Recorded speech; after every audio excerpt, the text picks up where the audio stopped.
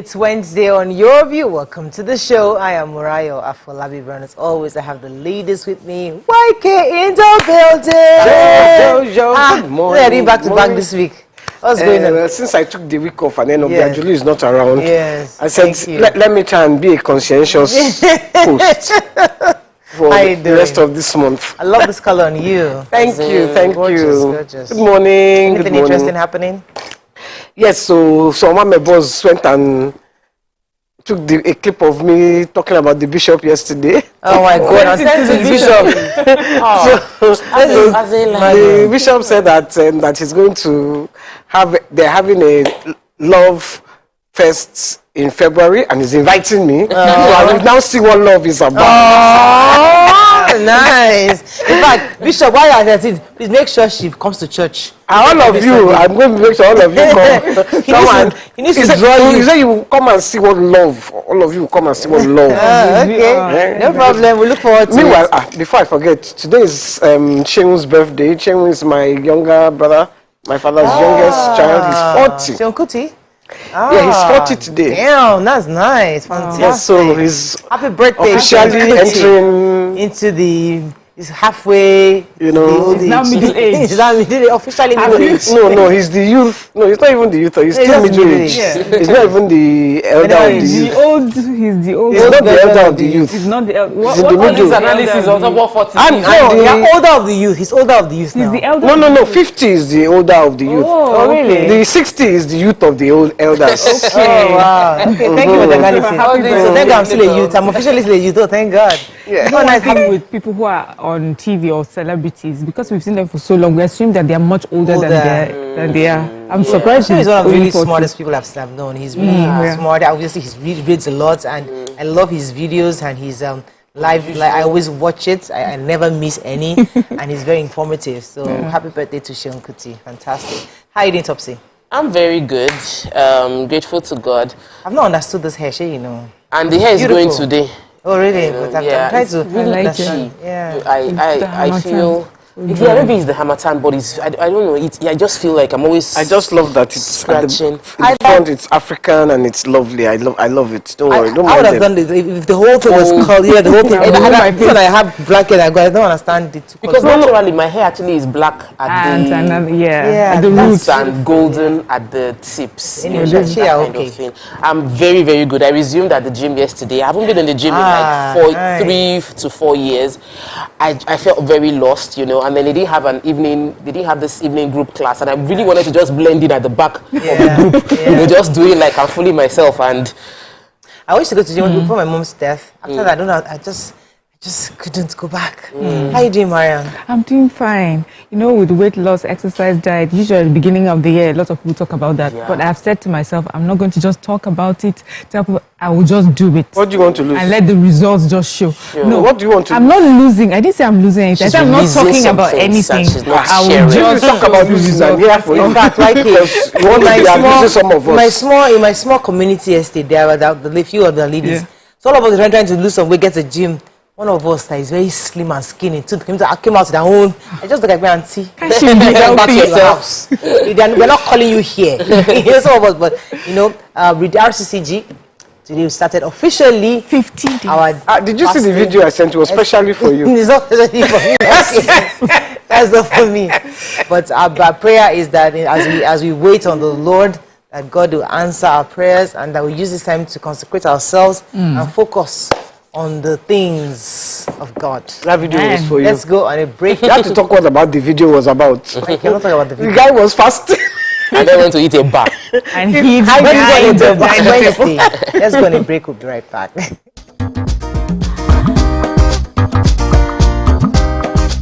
Stay tuned. Your View will be right back.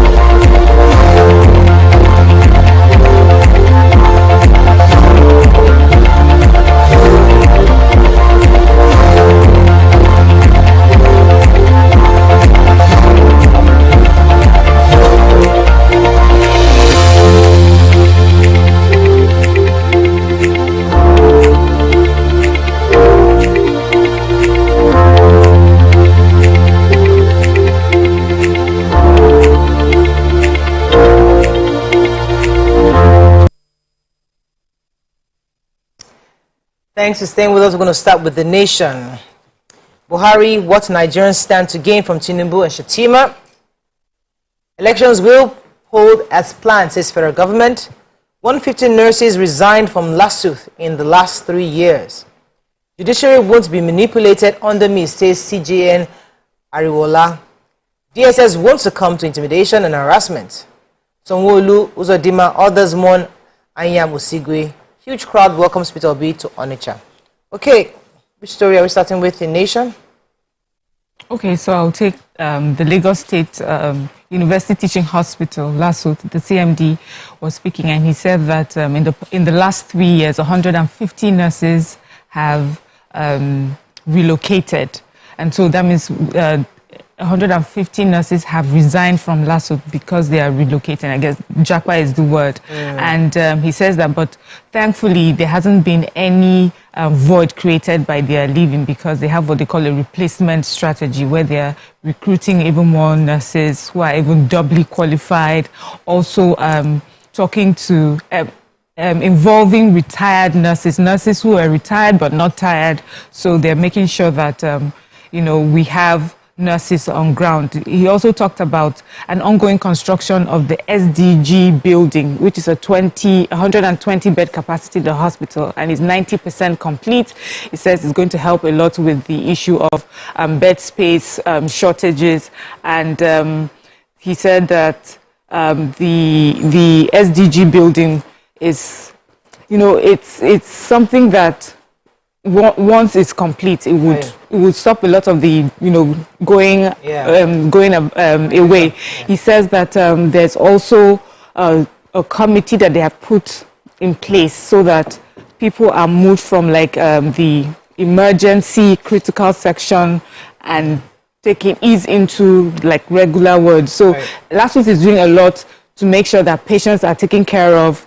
The JAPA movement is not affecting them, and more bed spaces will be introduced. So the Chief Justice of Nigeria, Justice Ariwola, was speaking yesterday at a conference in Abuja. It's a conference of attorney generals in Nigeria, and the theme was enhancing synergy between the federal government, state government, and administration of justice. And he was specifically saying that he would not let the judiciary be in any way manipulated under his watch. According to him, he said that without equivocation, that the rule of law has been assailed from all fronts in this country, especially by those who are supposed to uphold it. And those are those actually not attaining the rule of law. Says it's no more news that judicial officers, even court facilities, have been viciously attacked, molested, harassed, and desecrated. He's still letting us know that we shouldn't mistake that golden silence for weakness or vulnerability. That the judiciary under his watch would not sit by the sidelines and watch the temple of justice and ministers of justice being flagrantly chastised, whipped into silence, and that Nigeria must be governed by the rule of law and constitution. So I'm happy about that. Group of people that also would not succumb to intimidation are the DSS. So the Public Relation Officer, Dr. Peter Afunaya, has given a statement that they've heard that some disgruntled politicians, they uncovered plans by some disgruntled elements, including politicians and people outside the government, are sponsoring a smear campaign against the DSS. They are particularly attacking the Director General of DSS, Yusuf Bichi, and other key officials. They mentioned that they are seeing a lot of plots to engage civil society, protest, media, rallies, road shows, press conferences to discredit Yusuf Bichi, and they said that of his family and a few of the heads of the DSS, but that they would not allow that to distract them, and they're letting the public know that this is going to continue over the next few months, and that their focus is on creating an enabling environment for 2023 general elections and confront head-on the threat to national security. Another story in the nation. Let's move on now to, you have a story? Move on to Punch. Last lap, Tinubu campaign malls alliance with smaller parties. Blackout and 16 die in California flooding. 2 female suspects detained over Lagos missing baby. Nigerian passport falls by 38 places in global ranking. FG shortlists 139 bidders for gas project. Entertainers, politicians eulogize Anya Musigwe as AMA founder dies. Government attack NDLEA operatives, soldiers rescue Lagos Baron, and Obi promises to negotiate with Biafran agitators. Okay, so where are we starting with? I wanted to check the female suspects.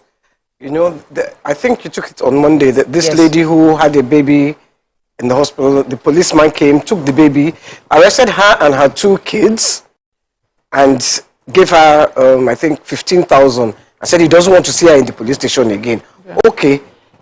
She didn't agree, so he now gave her another 170,000. Gave the baby to another lady. So the police have rounded up the 2 ladies, because that first lady now says she gave it to another baby, not another lady. So they've rounded up, but they still don't know where the baby is. They've arrested the policeman. His name is he's an inspector, Samuel Ukpabio, and they've arrested him. So the 3 of them, and the CP has promised that he's going to uncover and find where that baby is. We're looking forward to that. Do so quickly. The major headline, the Tinubu-Shettima campaign has, I don't know why they called it last lap. I was trying to understand what they mean by last lap, but there was a meeting, apparently a strategy meeting that took place with all gubernatorial candidates as well, and the presidential campaign council, to see how to plan towards the February 25th election and ensure that APC gets to win. And part of what they want to do is they are adopting an approach of conversation with smaller parties to see how they can merge those smaller parties' votes with their own. They also mentioned that this came as a result of after having conversations with the G5 integrity group governors to see if they would endorse their candidate, and it seemed like that's not working out, that they're trying to follow another approach. The spokesperson for PCC, Minister of Labour and Employment, Festus Kemo, said it's a welcome development in politics. You need to get as many people as you can, as many political parties and candidates that have seen the light are ready to team up with Ashiwaju, and we welcome them on board. It's an extremely welcome development. So basically that's the story. I have suspected gunmen numbering about 20 on Tuesday ambushed some NDLEA operatives who were trailing a drug baron from the Agege area to around Ikoyi area. They said that they were trying to intercept a truck conveying unknown quantities of Canadian loud on the Awolowo Road in Ikoyi. And this happened about 1 a.m. when they came under a rain of gunfire by the attackers, but the attackers were repelled with the assistance of some soldiers who were there along the way. This is after, as well, where NDLEA recently froze 126 bank accounts belonging to a suspected drug lord, Nsofo Chukwu Kadibia. He also had about 20 mansions belonging to this drug lord located in Lagos, Abuja, and Southeast confiscated.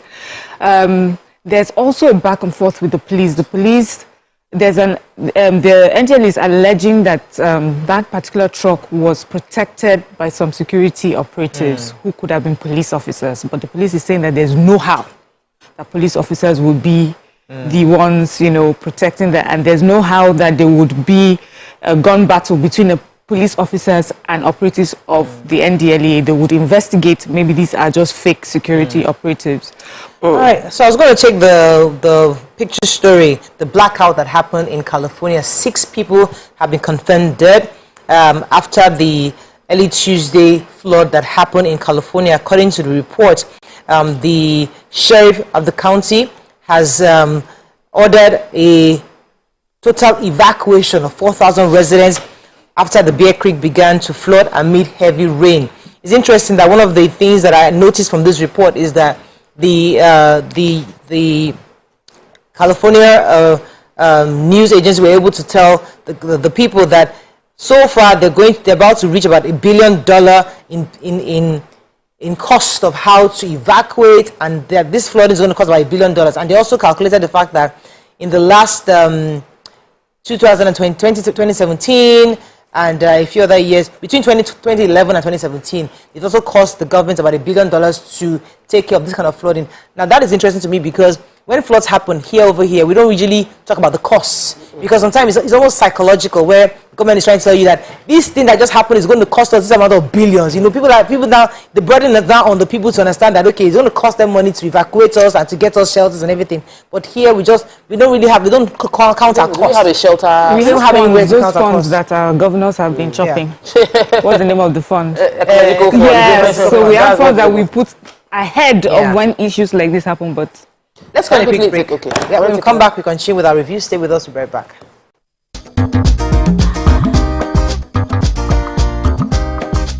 Stay tuned. Your View will be right back. Not just where, but who wouldn't you want to work with? Yes, that's on that angle. So Laifa had a very, very interesting. You wouldn't want to work with who? Not There's no disrespect. judgment. No, and I Oh, they'll respect, judge you I definitely, respect but we won't this judge certain you. type of people. But what I dislike so much is when they tend to come to work and then they pour all their Resentment from on whom? you. Is it me that offended you? I'm not the one. I have no business. Man, just come and work with you, pay me at the end of the month, and let me go back to my house in peace and sleep. But when it comes to like divorced people, I cannot work with a divorcee. I can't see myself doing that. If I find out, if you can hide it, but if I find out, When they're nice divorcees. I would just What be. if they are nice? Okay, now it depends. If you are nice, cool. But if you are the type that you don't know how to keep your anger to yourself, you always pour it on somebody. Well, I'll just drop my resignation letter, no matter the amount you're paying me. So it's more passive aggressive people. Yeah, I can't do it. I'm so sorry. Oh, definitely. And I cannot work with stingy people. See this one. Because you cannot be passing me in the morning, afternoon. I can say, oh, hi, yeah, I'm working. Oh, yeah, take 100 naira, You take can 10K, employ your sugar take daddy, 15K. You don't have to be my sugar daddy or sugar mommy. See, the way you treat others is the way they will treat you outside. And if you cannot treat your workers well, they are not a good boss. If you cannot be dashing me small thing or giving me donuts when I'm working, you are not a good boss.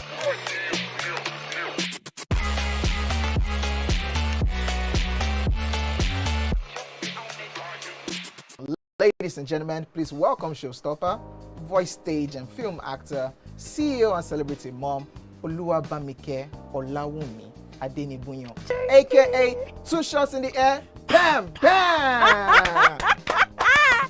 This is mean. I feel set up today. My guards are down. It's not fair. Guys, beg for me now. I'm hearing them saying, please. No, please. Can't you hear it? No, they are saying you should actually drink. Oh, when you watch this show, oh, more history. Drink it now. You must even.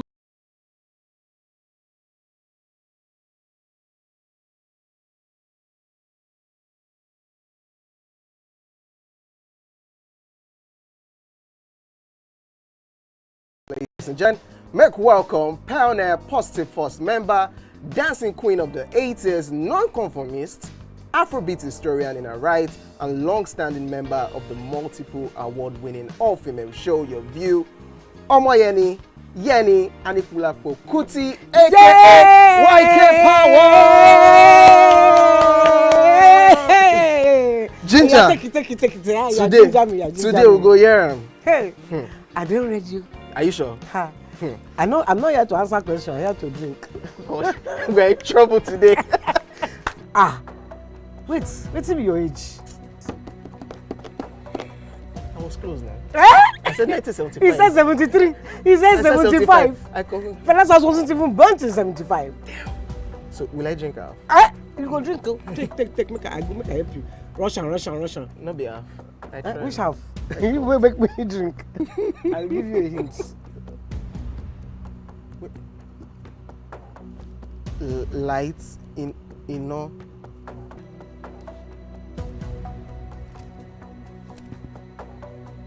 Nepa Road. Nepa Road in Abeokuta. Yes, the Nigerian passport has fallen by 38 places in global ranking between in the past 17 years, 2006 to 2022. And this is, even though Nigeria, some of the one of the major reasons for this is how many countries can you access without having to do visa-free? How many countries can your passport access visa-free? And how many countries would just be visa on arrival? But anything about from those two will make your ranking drop. So it fell from 62nd in 2006 to 100 in the world in 2022. And they said that even though Nigeria has opened up our own country a bit more as compared to 2006 to now, because before we didn't give people access to our own country as much as we have now, we are still dropping in rank because some countries are making it tougher for Nigerians to get into the country.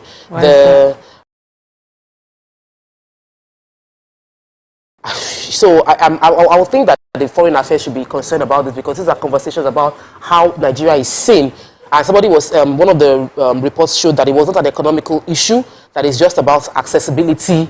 The spokesperson for Nigerian Immigration Service said that the issue is based on how many passports admissibility, and is largely a function of mutual understanding and reciprocity among countries. So I feel that falls under the affairs of Foreign Affairs Ministry. Okay, Daily Sun, insecurity, FG allays fears on election cancellation. APC governors meet in Abuja, keep mum. I have fulfilled my campaign promises, is Buhari.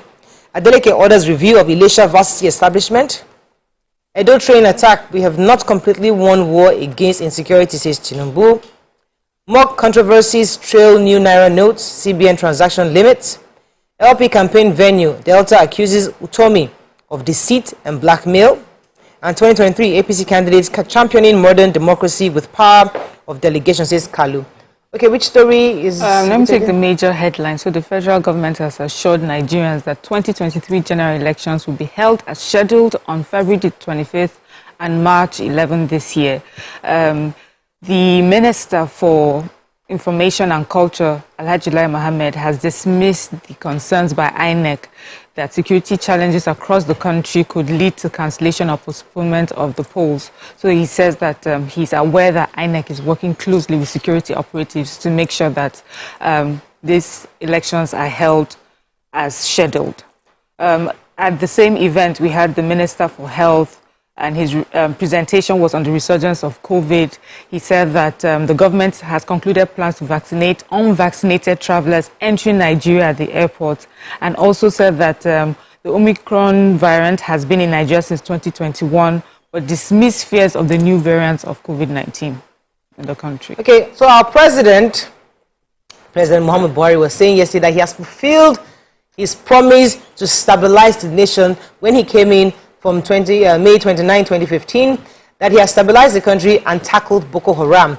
He was saying that he does not have 1 square inch outside Nigeria. He was speaking at Yobe State, that in Yobe actually, saying that, as I said more than 30 years ago, we have no other country than Nigeria. We must all stay here to salvage it together. He is saying that the biggest security issue his administration faced was taken 8 years ago with the Boko Haram, and he can say that he has restored he has actually restored all the affected states. If you recall, Yobe was amongst the states where lots of Boko Haram had taken over at the time. He said that Yobe state was heavily attacked by terrorists, and that the threat was particularly ubiquitous throughout the northeast geopolitical zone. And he's saying that in the northeast, God has helped us to clear Boko Haram. The economy has picked up, and some are asking me about the achievements of my promise to fight corruption. He's saying that he has done his work that he promised since 2015. So let me take the story of a controversy in Delta State. Apparently, the Labour Party had tried to use a particular venue, the stadium, for their campaign, but that didn't work out. So the Patutomi gave a press conference, and the Delta State's spokesperson was addressing it that press conference was wrong, and that it was a lie, that they had gotten the approval, but because they assumed they would not get it, that Patutomi now went out and now gave a press conference, and he just wanted to set the record straight that they're not playing that kind of politics within Delta State. Okay, moving on quickly now to Vanguard. Let's see how much time we have. Fear not, elections will hold, says federal government. Sounds like the Bible. Security plans for rail stations incomplete, says NRC boss. African Bar Association flays plot against CBN Governor Emefiele. Gunmen opened fire on NDLE operatives in Lagos. After Babalola, what we have in this country is a government-driven curriculum, and this has been so for decades. Any story? Let's go to Nigerian Tribune quickly. Okay. Article discusses economy security with UK government officials. Lassa fever kills medical doctor in Nasarawa. NSCDC actually confirms loss of 7 personnel to bandits attack in Kaduna. Tinubu meets APC governors, reviews campaign structures and strategies. Oyo CJ frees 9 NSAS protesters, 32 others. Lagos port operator increases export charges, threatens Nigeria's export promotion. Stop putting old notes in your ATM, CBN tells banks. Nigeria needs stingy leader to develop, says Peter Obi. And no cause for alarm, elections will hold as planned, says federal government. Okay, which story are we taking? Okay. The Labour Party presidential candidate has said Nigeria needs a stingy leader because people have been commenting that he's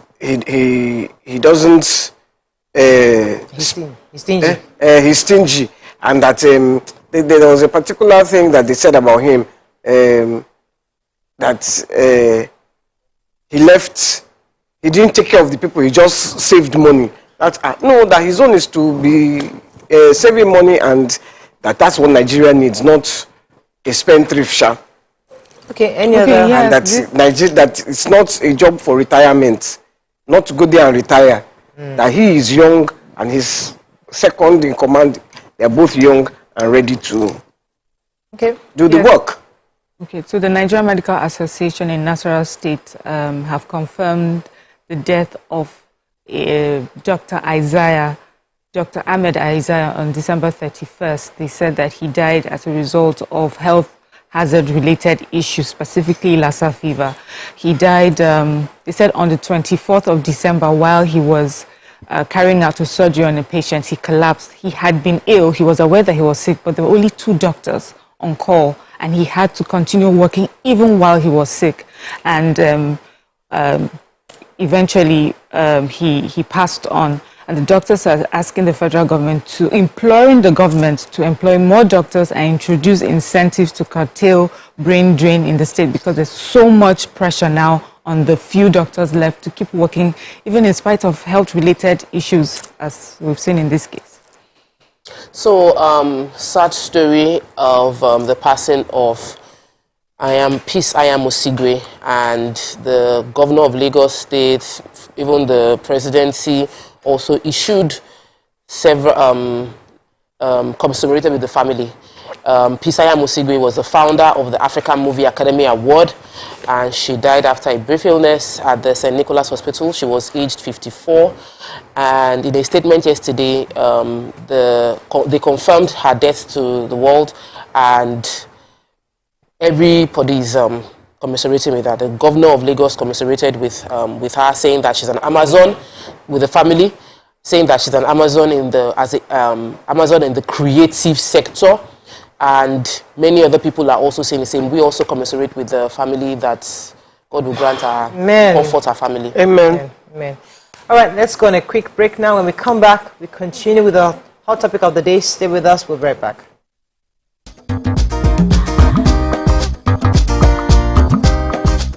Stay tuned. Your View will be right back. Doubt and fear doesn't occur at the canvas, it shows in the canvas. It shows the conation of raw earthen material slabbed, stroked and molded at a pace provided by the doubt and fear. Every move weigh in the struggle of one to the other, merging the past to the present, brushstrokes of colors seen but not known. For when the wailing stops, the pieces settle down in abject beauty, erected for a century of a century. Speaking, advocating, protesting as the arts are meant to be.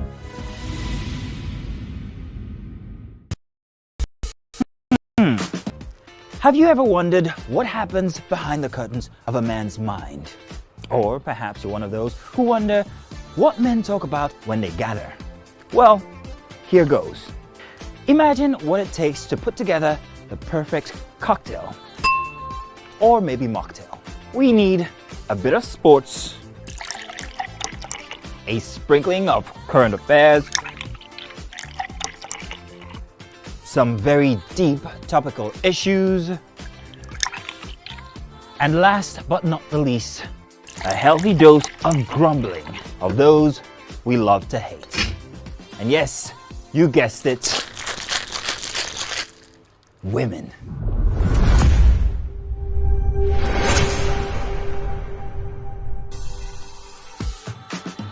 So, if you catch the drift, then you're onto something. We will provide you with the right insights into most of your curiosities, right here within this beautiful cocktail we call the Black Table.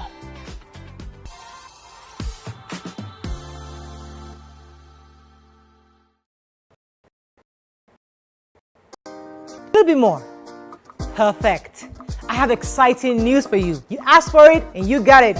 Your favorite breakfast show, Your View, will be going to 2 hours. We're going to have in-depth analysis of the newspaper review and more conversations on the hot topics. The ladies of Your View and I will be stirring up our guests to get in-depth into all the various topics, and you, our viewers, will have the opportunity to call in and share your views. After all, it's your view. Join us on Your View, 9 a.m. to 11 a.m. for a fantastic conversation.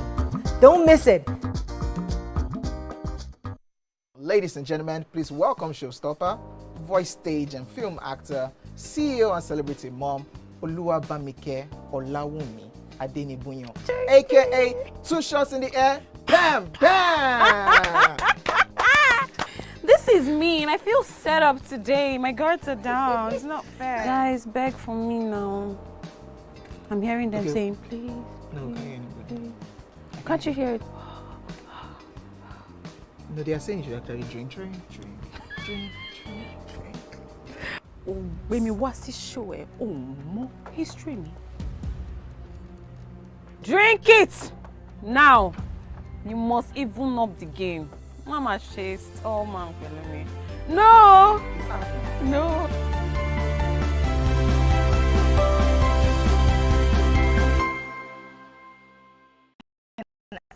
Ask questions, and if it's something that I saw coming, I may not even ask questions. I may just I may even tell you I saw this. What if it's in person? But then would it make a difference where? So like this person might just say you can just be on Third Milan Bridge on a bike and the person say, babe, I cannot do it again, and you lose range. So what would change? What would change the scenario? Like, does it... Thanks for staying with us. According to reports, 20 deposit money banks began the implementation of the Central Bank of Nigeria's new cash withdrawal limit policy across the country, with the bank customers expressing anger and displeasure over the new rule. And what are your thoughts on this? Joining us on the conversation is a concerned citizen like us. He's a lawyer, Mr. Gabriel Irewele. He's also a lawyer of partner Rock Legal. Welcome to the show, sir. Thank you. Good to have you. And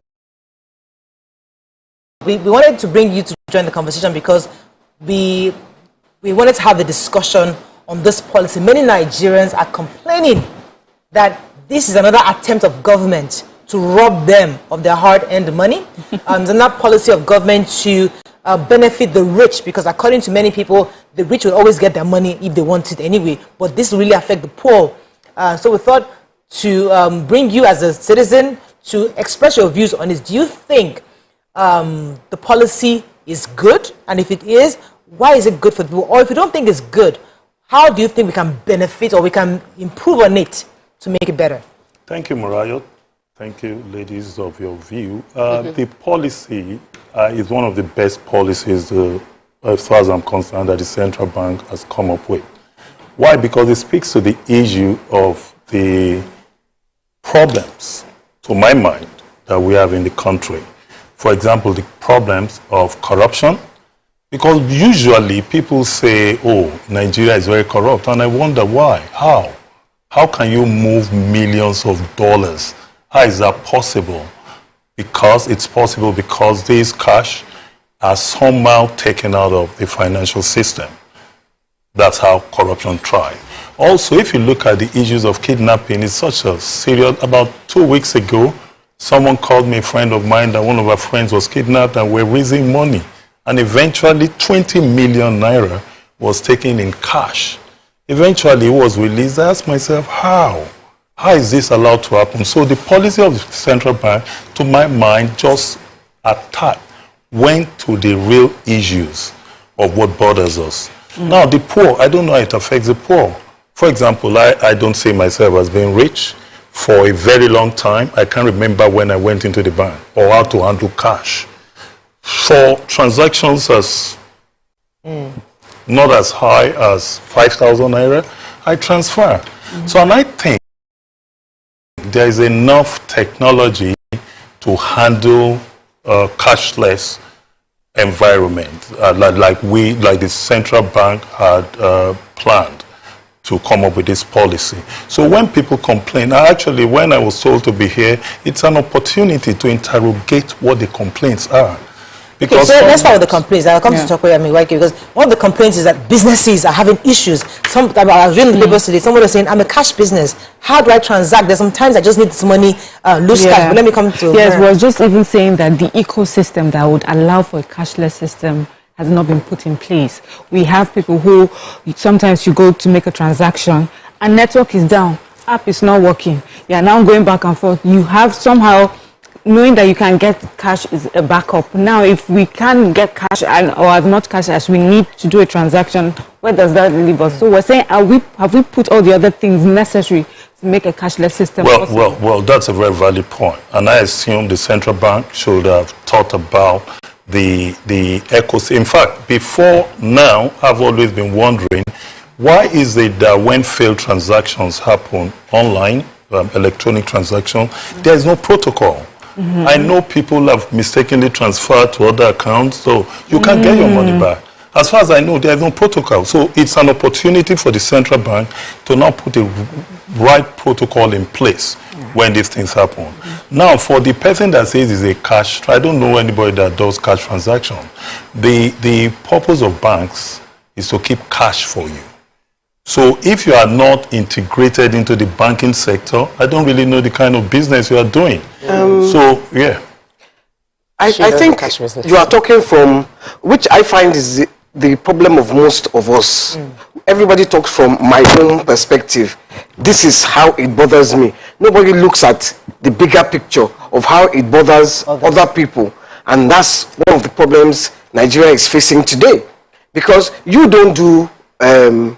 cash transaction, so you don't see why any other person needs to do cash transaction. There's this woman, there's a video of this woman on Instagram. She had been keeping her money and she said, I'm not come and rob her. She now, they say cashless, she now carry her 600,000 and put it inside the bank. Fraudsters have carried the money, so she's there displaying, crying in the bank. Wait, let me finish. Nobody even paid her any attention. They just, everyone was just going about their business, and the woman was there screaming. Now, you want to do cashless. You have not put everything in place. My own, go with your cashless. It should be, it's even better. Go with cashless. But you have not put everything in place to make sure that you transit to the cashless system properly. Now we talk about banks. When I was growing up, you are doing a bank a favor by keeping your money inside the bank, because the banks use your money to do business. Now you keep your money inside the bank. You will pay account maintenance charge because your money needs servicing. They need to wash your money, so you will pay account maintenance charge. You will pay POS charge. You will pay transfer charge. You will pay stamp duty. There are about 4 or 5 different things that you pay. So now the bank is doing you a favor by keeping your own money. Many people don't want to go through. Explain to me why I should have to pay all these charges. Why must I, if I have 10,000 and inside you take 2,000, because you must take account maintenance, you must take POS, you must take transfer duty, you must take stamp duty. Come on. So for me, central bank have not put in the right measures to stop fraud, To stop. Now, you say the cashless. Let me tell you, like that poor woman that is shouting for 600,000. If I'm a millionaire or a billionaire and I want to take 500 million or 5 million or whatever million from the bank, your 15% will not affect me because I have billions and millions. It is me that have 2 million. That I come and I say I want to take 500,000, then you charge me 15% of that, my 2 million. I will feel it. Okay, let us tackle this because so we've seen that clip, but we've not seen the full story. We don't know what the bank has done. We need to confirm because it's easy to just see a clip and say, oh, this is what happened. But it's possible the bank may have offered a solution that for somebody that's like, please, all the things you're speaking, just put my money back in the account. They have different levels. So we'd like to hear from the bank also to know exactly how that transpired and what has happened so far. But I've had a conversation with a friend who did a transaction. She was debited twice, over 100,000 naira, double debit. And the person that said she only got one, the bank said, okay, we would process a reversal, and it took 3 months to get the money back. So and that happened. I used my dollar card to try and shop on Macy's, and I was debited. Macy's cancelled my order because it did not get reflected.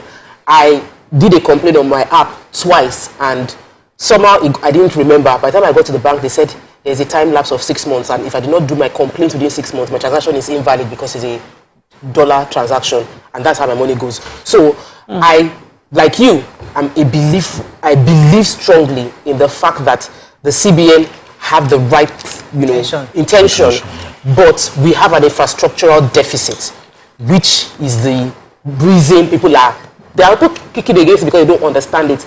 But another group of people are kicking because they have experienced the deficit of our structure. So our structure cannot handle this thing. We have banks.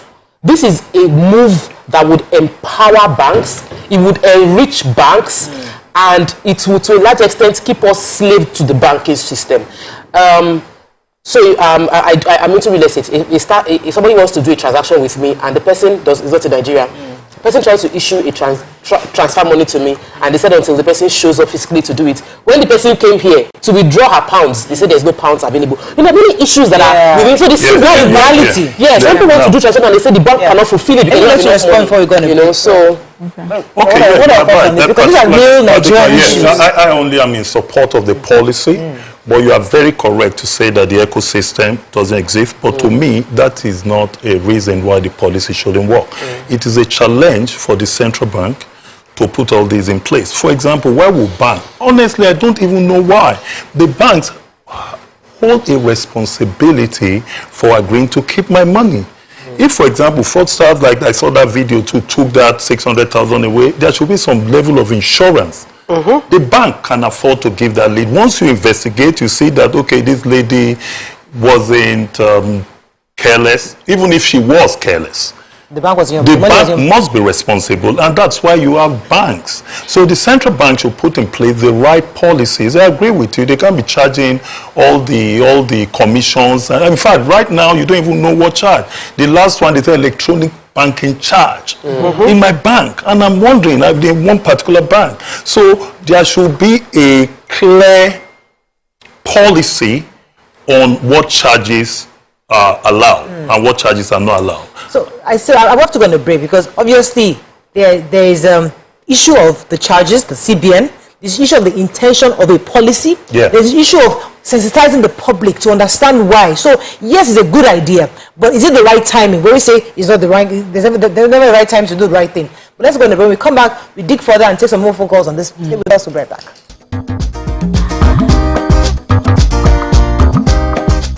Stay tuned.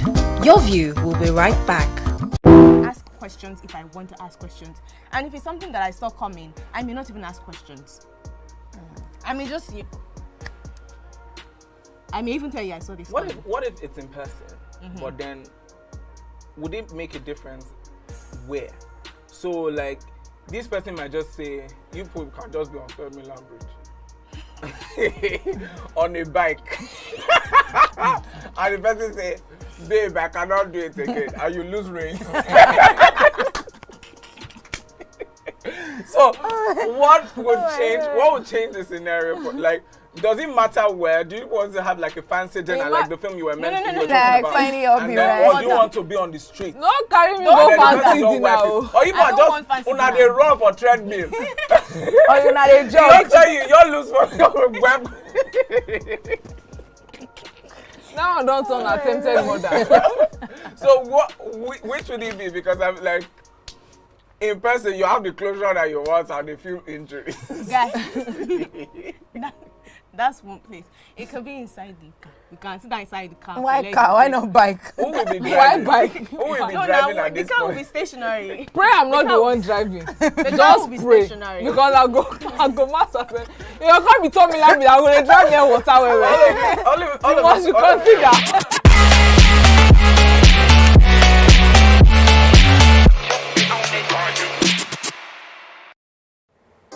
Come closer. A little bit more. Perfect. I have exciting news for you. You asked for it and you got it. Your favorite breakfast show, Your View, will be going to 2 hours. We're going to have in-depth analysis of the newspaper review and more conversations on the hot topics. The ladies of Your View and I will be stirring up our guests to get in-depth into all the various topics, and you, our viewers, will have the opportunity to call in and share your views. After all, it's Your View. Join us on Your View, 9 a.m. to 11 a.m. for a fantastic conversation. Don't miss it.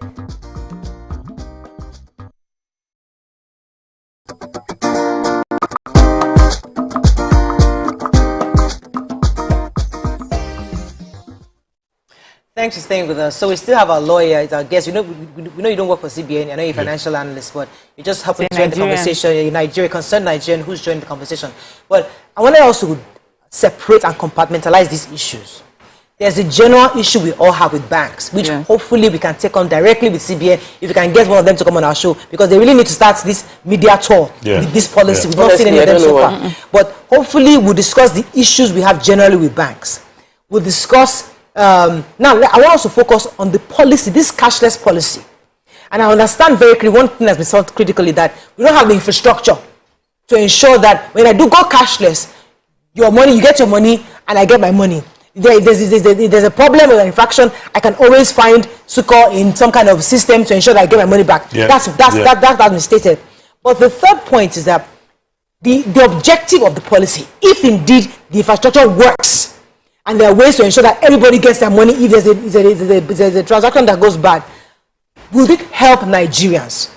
That's what we want to understand here. With the intention, is it something that would help Nigerians if we fully understand the benefits of this policy?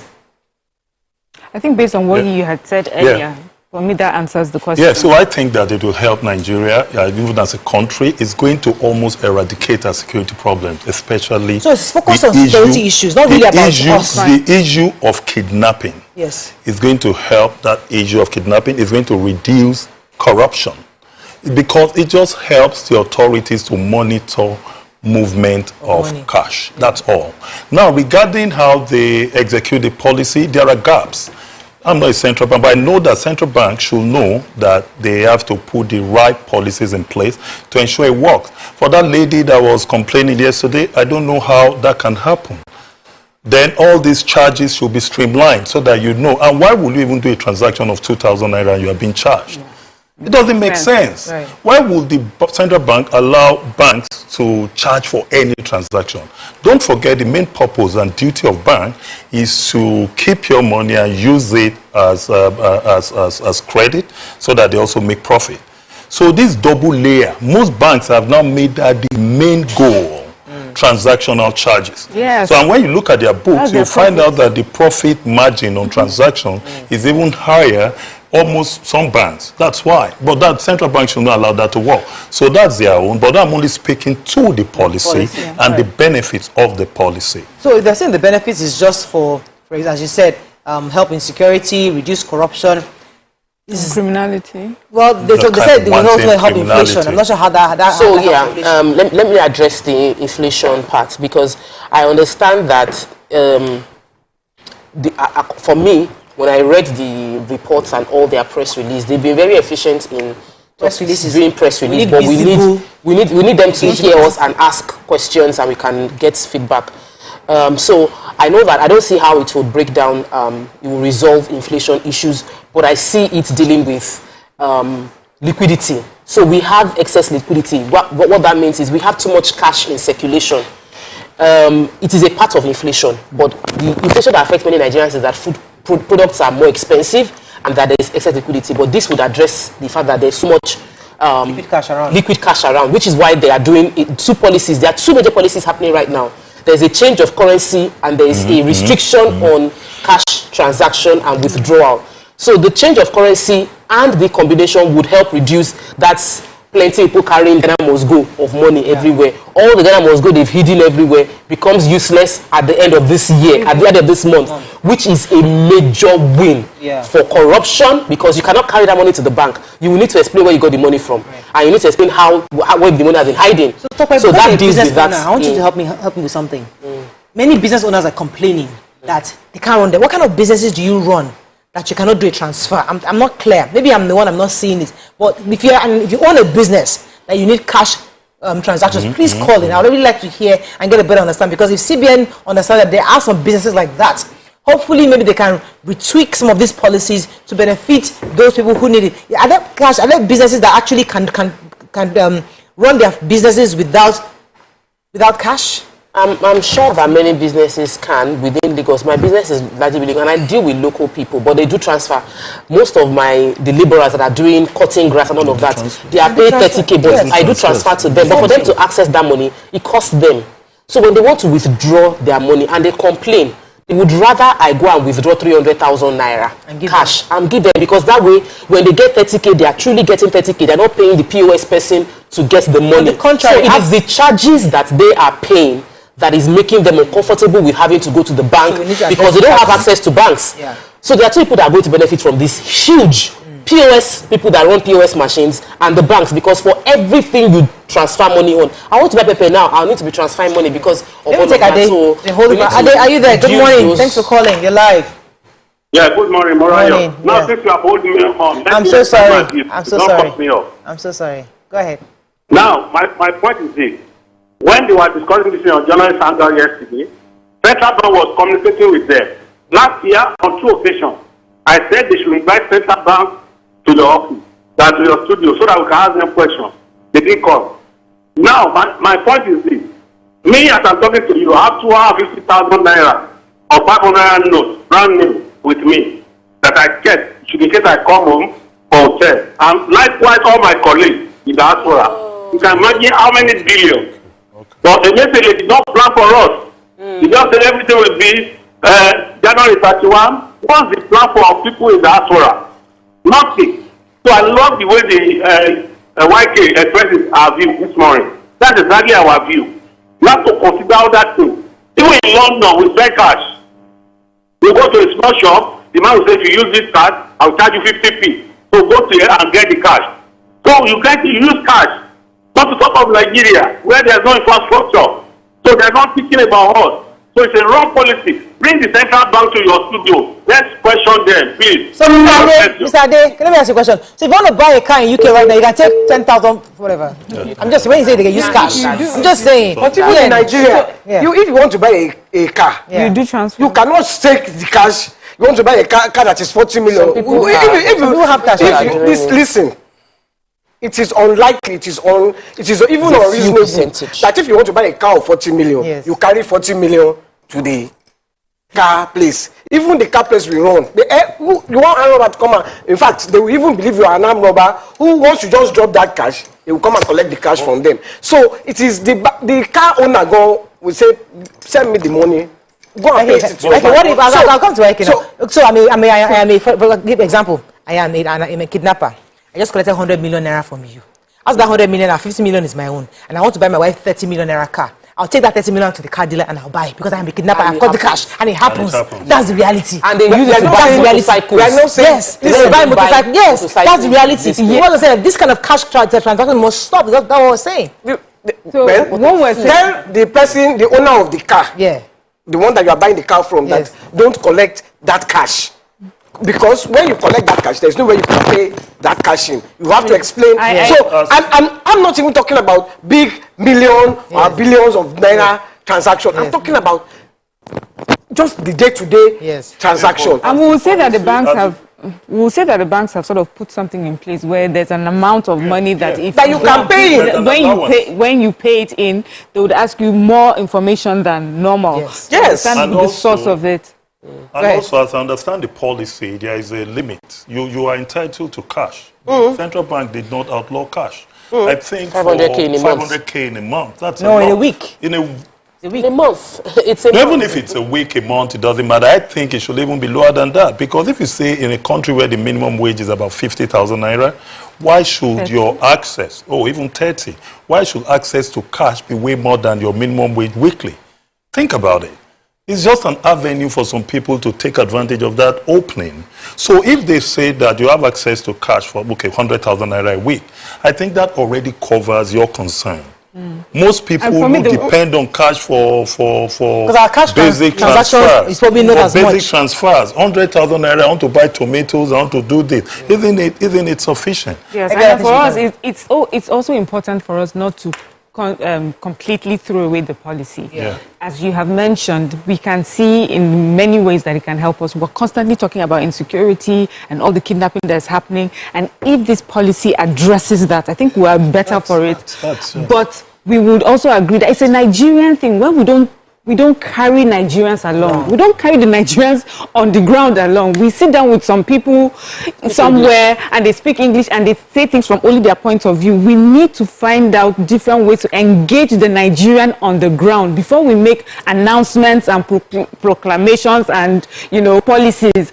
So that we don't come here, because the CBN policy today have had to tweak it a bit because of the backlash from Nigerians. So let it be such a serious thing that you would have put everything in place first before you come out and be giving out policies. Let me take this call from Abuja. Good morning. Are you there, Peter?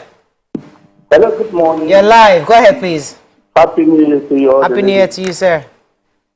Okay, yes. I want to just protest on what Prophet said regarding those people, the assistants that they pay money to and they have issues withdrawing them. Basically, what we can do, whenever you're sending money like that, people working for you, maybe 30,000 you pay monthly, you can add up maybe like a ticket, 200 naira, 200 naira, to enable them withdraw them. That will go a long way. Yes. Instead of you paying them 30,000 naira, they still find it difficult to withdraw them. So the CBN policy is a welcome development. Thank you, Peter. If she's paying 50 people now, and she adds that to 200 naira times 50, how much is that? So she now, because she wants to clear land, she's now the one that is going to lose her cost, and it is the banker, the owners of the banks, and which is my problem is, let it favor me, not only the bankers. It is my money I'm putting in the bank. You see, I don't even have problem with them. My own problem is, okay, you want to change money. That is my own first problem right now. Is you want to change money. You want to color money, not even change money. You want to color money. And then you don't even have the money that you have colored because you are making money. We inside the paper today, CBN says World Banks. But I was listening to the radio this morning, and a banker called. He says, I want to remain anonymous. He said, our banks don't have money. New money, They said they are giving us old money. When we go and collect money, they give us old money. He said, from Central Bank, he has a friend. He said this one he doesn't have proof, but his friend that works in Central Bank says that it is the big men that are collecting the new money. Okay, because yesterday I went specially, and this is my problem with Central Bank. Are you efficient? You seem to be inefficient. You have said from January 15, everybody should change money. Somebody has called now. They have said, because like in England, when they change money, when you go, you have like 1 or 2 years. If you are, because if you're outside the country, you can still take your money and take it to a bank, and they will collect your old money and give you new money. If you, because like there are millions of Nigerians outside who collect, because when they come back, they need cash. Maybe they don't have accounts here.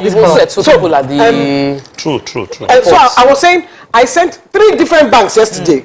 Go and collect me money from the ATM. Everybody came back. I was as this transaction. I was sending you people pictures, old money. Yeah. Let me take this call from Praise. Hold it for a minute. Good morning, Praise from Port Harcourt. Are you there? You're live. Yes, good morning. Morning.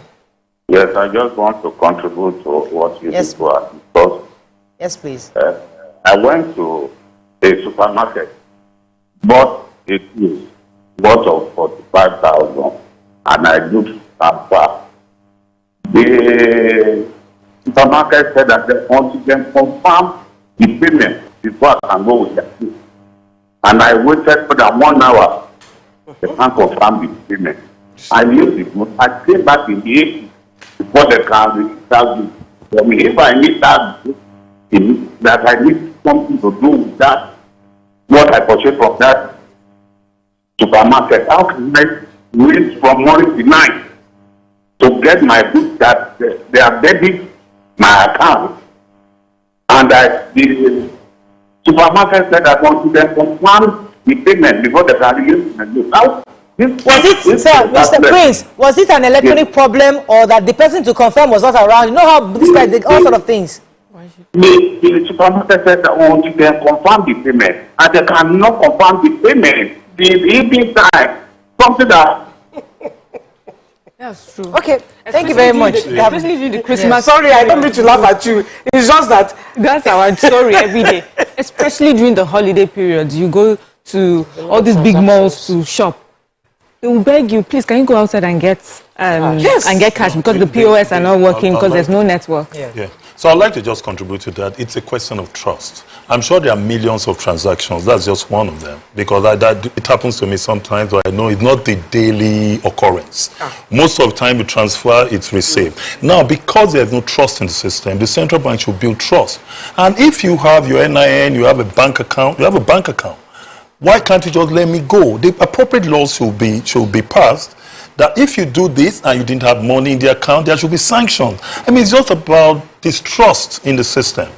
Because why shouldn't, I have my NIN, this is my bank account, this evidence that this money has gone, and I should be allowed to go. Yeah, because other people can also, prosecution is very slow. People can take your ATM card and use it for a transaction, and then you cannot, some people even show you fake proof of transaction. They show you a fake proof of transaction. So until I confirm from my end before I can issue you the product, there are things that I feel we should talk about in this platform. Imagine if you want to send 10,000 naira to 20 people, and I'm using my phone. Because it's 10,000, they don't charge me 26, they charge me 10 naira something. The charges that we are paying is a whole lot. It was reviewed at a time, I think in 2021, there was a review downward because before it was a flat 26 naira, but now they did if it's not up to this amount. But with this policy, many people are forced by your policy to do online transaction. The wise thing to do is to review it further so that you don't, because of bank charges, enrich some people and impoverish other people. So the CBN needs to review the charges must be reviewed, as we've discussed. From POS to online transaction. Because if you want us to go cashless, it means that you'll be benefiting so much more from the cashless society, such that you need to ensure that you reduce the charges for me to trust you. It's not about you, but it's more about me. Let me go on the break. When we come back, we'll take a final segment on this. Stay with us. We'll be right back.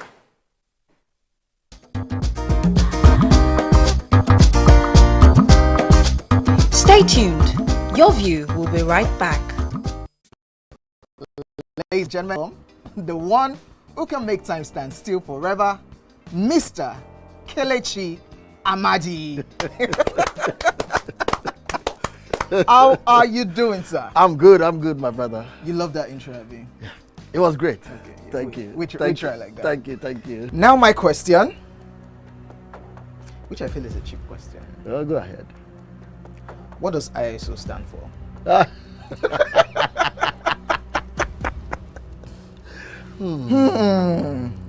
is it. I think I will drink. No, you're joking. I'm not joking. Kelechi Amadi. No. Shay, you didn't whine me. You're whining me now. I think I'll drink. Huh? No problem. Okay. I've always known it as ISO. I never bothered to know what it means. I know what it means, but I never bothered to know what the acronym is. Tell me the brand of camera that I use, so much so that I even became an ambassador. That's very easy.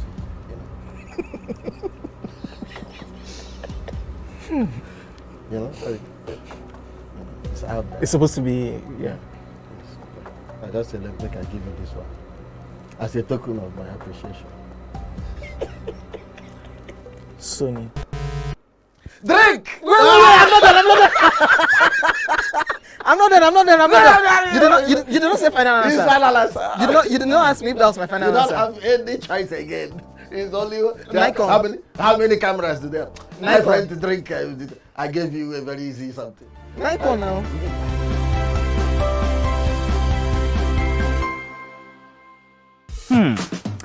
So, have you ever wondered what happens behind the curtains of a man's mind?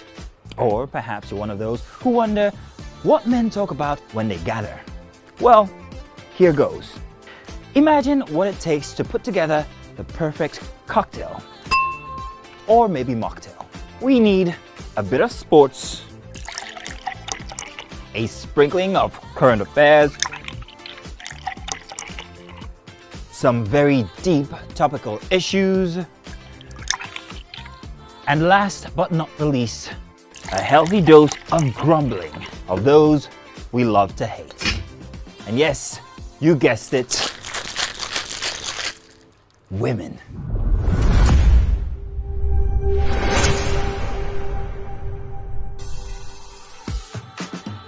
So, if you catch the drift, then you're onto something. We will provide you with the right insights into most of your...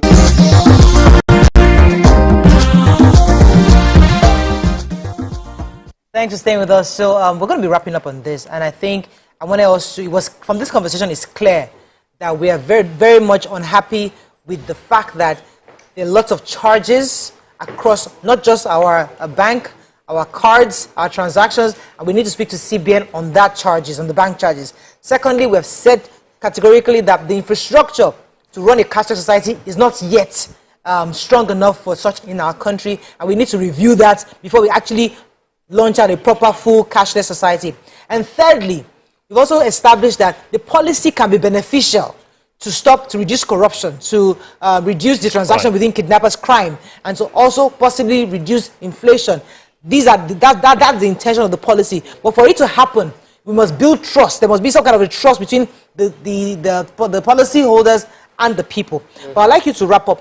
What I mean, as I said, you're not a financial analyst, you're not a CBN official, but you're a concerned citizen who seem to have an understanding or appreciate the policy, and that's why we brought you on to explain to us your thoughts so that we can interrogate it, as you said earlier. So what would you say? How do you wrap this up in your own view to Nigerians? Okay. I think the policy, when you talk about trust, it's not rocket science. So, for example, the central bank, you just come up immediately with policies, regulations. How is this supposed to work?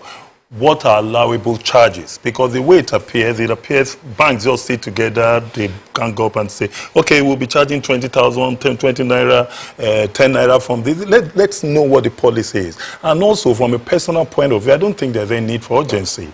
Part of the distrust is this ad hoc way of doing it. I mean, personally, I just feel, okay, if you have a long-term plan, why are you in a hurry to do this? Why can't you just give it some time and let people understand that we are going cashless? Exactly. So that's just my view. Yeah. So, but I think the policy is sound, and it's one of the soundest that has ever come out from the central bank. All right, I think we can end with that. Do we have any comments on social media before we wrap up? Dolani Robert says, what is happening these days? CBN and the banks want us to go cashless, but the cashless policy is costing us more in failed transactions, delayed transactions, scams, poor customer service, and bad network.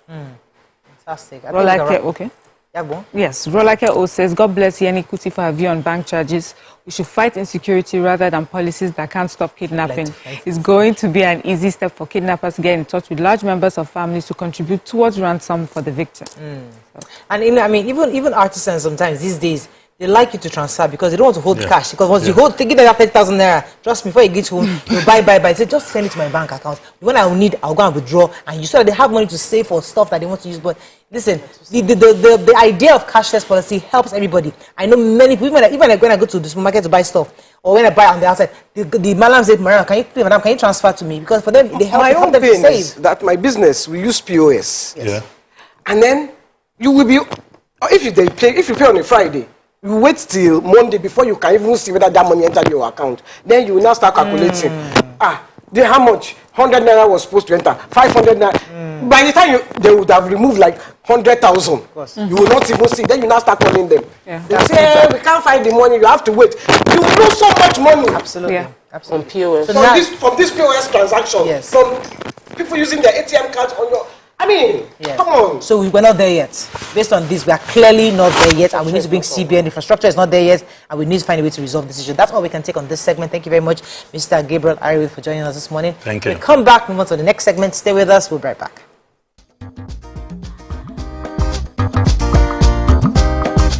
Stay tuned. Your View will be right back. Ladies and gents, welcome the grand comedian of the Federal Republic of Nigeria, Gbenga Adeyinka the first.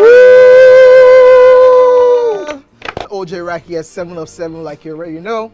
Gbenga right here, 7 of 7, like I'm beginning to know.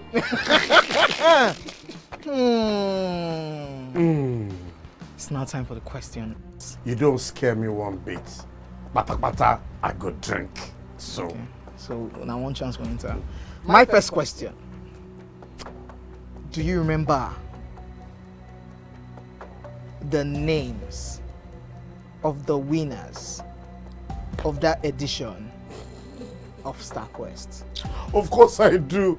Why do you? And I hate myself for this, because I have this question for you. Final question. No. Where outside Nigeria and what year?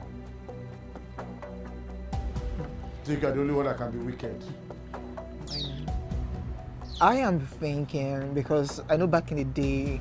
Don't think. Answer my question quick. You are thinking too much. I don't like it. The UK. Final answer. Okay. I said, God, please, let me to perform outside Nigeria. Wait. And God gave me a show in Ghana. Drink, my friend, drink. I don't overthink this thing. See where I can. Yes, you overthink them. I would say you should catwalk. Let's catwalk now. Where are we? No, that's not catwalking. That's good talking.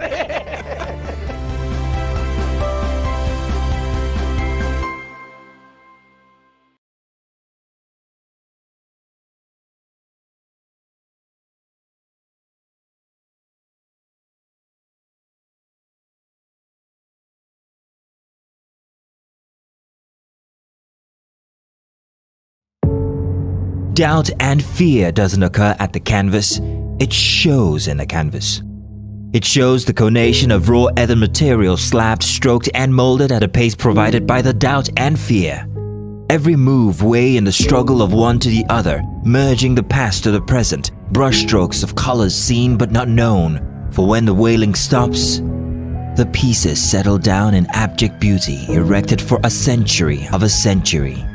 Speaking, advocating, protesting as the arts are meant to be.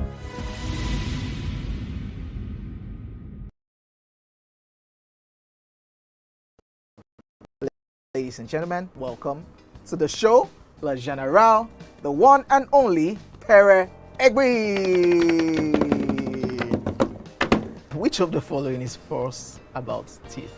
We are born with 20 primary teeth. Teeth are the hardest substance in the body. Teeth are the strongest bones in the body. Teeth is not a bone, actually. Teeth can self-repair. The strongest bone in the body, no. Teeth is not a bone. Final answer?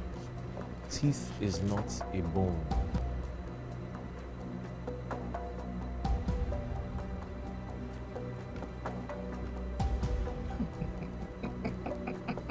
You know what came to my head now? That sound. Crickets. So, editor, you can put that cricket.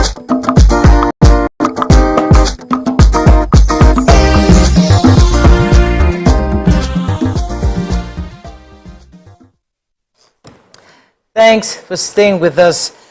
Now we're having with us the Managing Director of the Lagos Metropolitan Transport Authority, Engineer Bimbola Akin Najo. Welcome to the show, madam. share with us exactly what's going on with the Blue Line.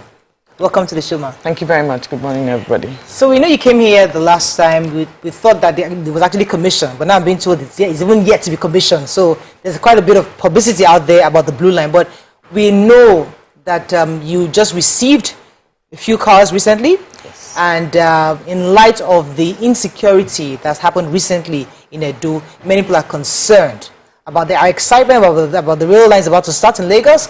We're also worried about security. So let me start with how secure are the trains? Or should we start from what you've received last weekend? Let us start with that. Let us go to security. So thank you very much for your question. So what have we received in the past couple of weeks? It's 2 more sets of rolling stock. So historically we had 1 set of 4-car electric multiple units. We call them EMU in the industry.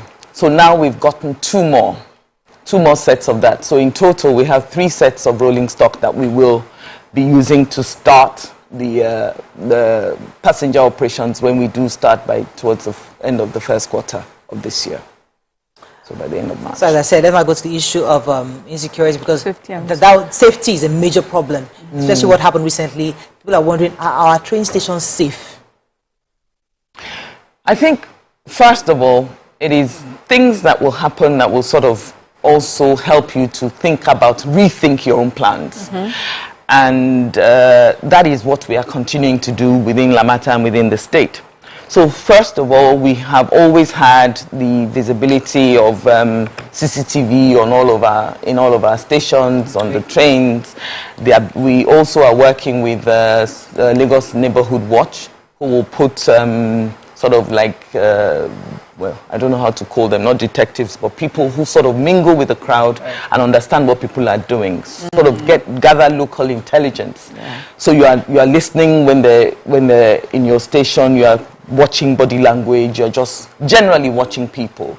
So we've put that as another way that we will ensure that people who come into our stations have genuine intentions of just getting on the train and not causing any harm.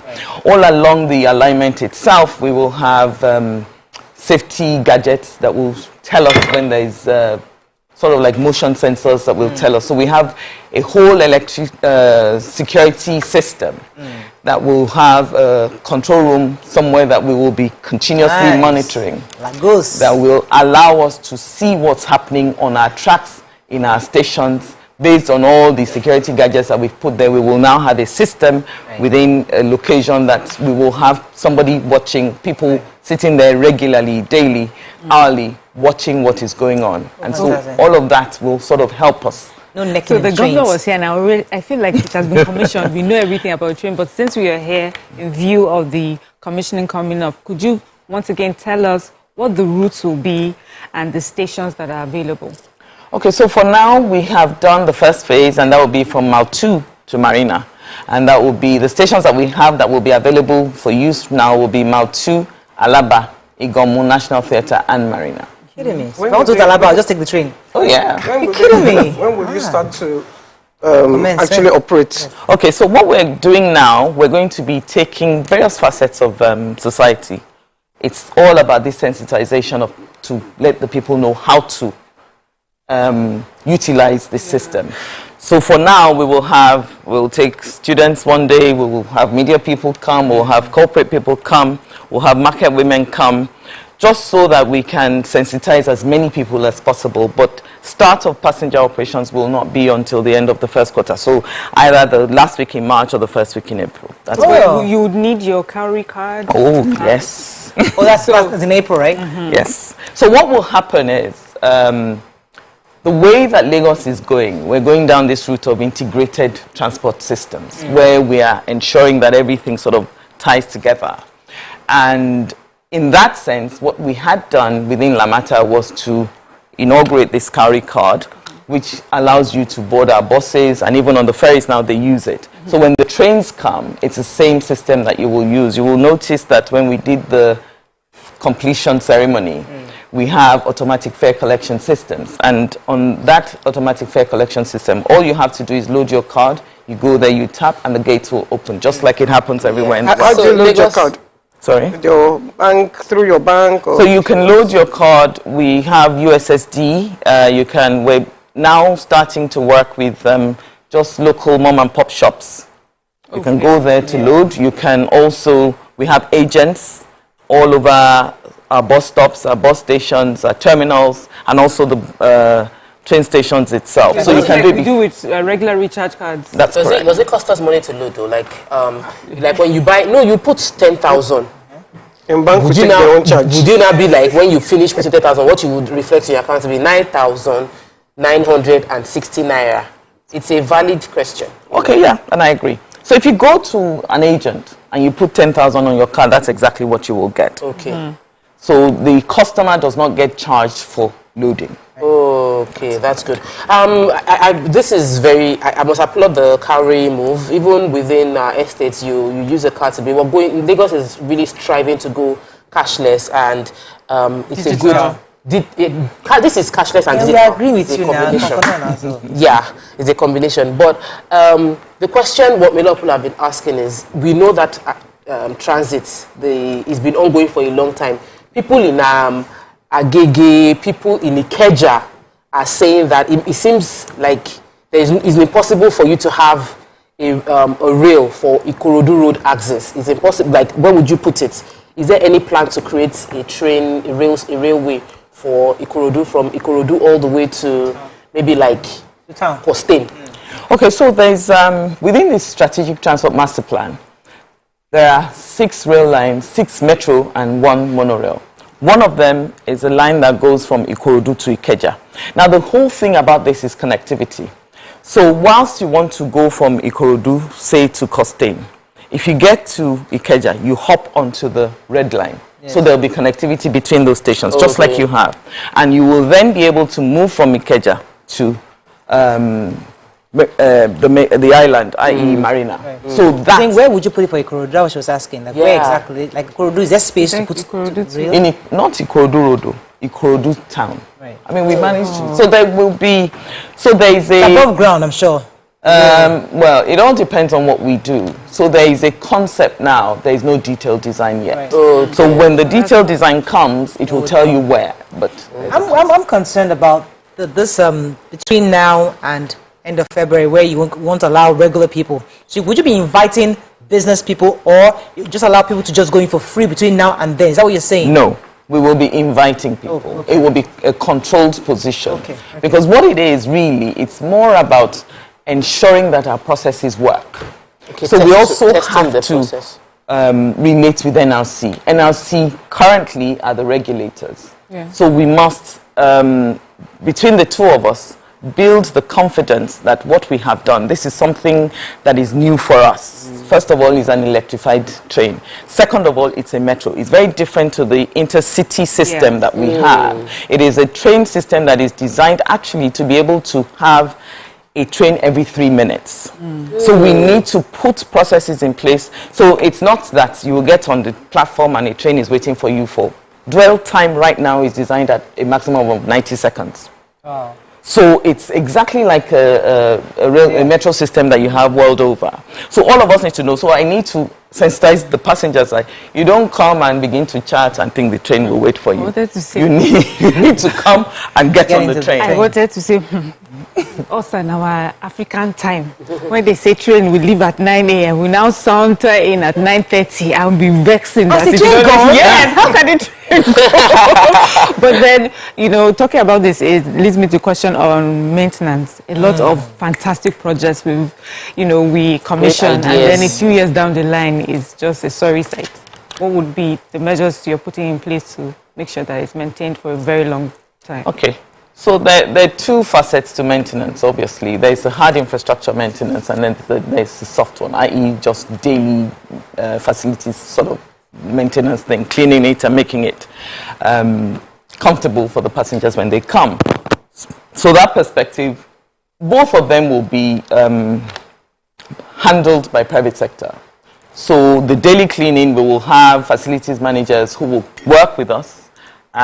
Based on service level agreements, we will tell you how often you must clean the toilets, how often what the platforms must look like, and then you will work to that perspective. And the people or whoever that contractor is will ensure that the stations are clean. We have it already with our bus terminals that we have. We have in Ikeja, we have in Yaba.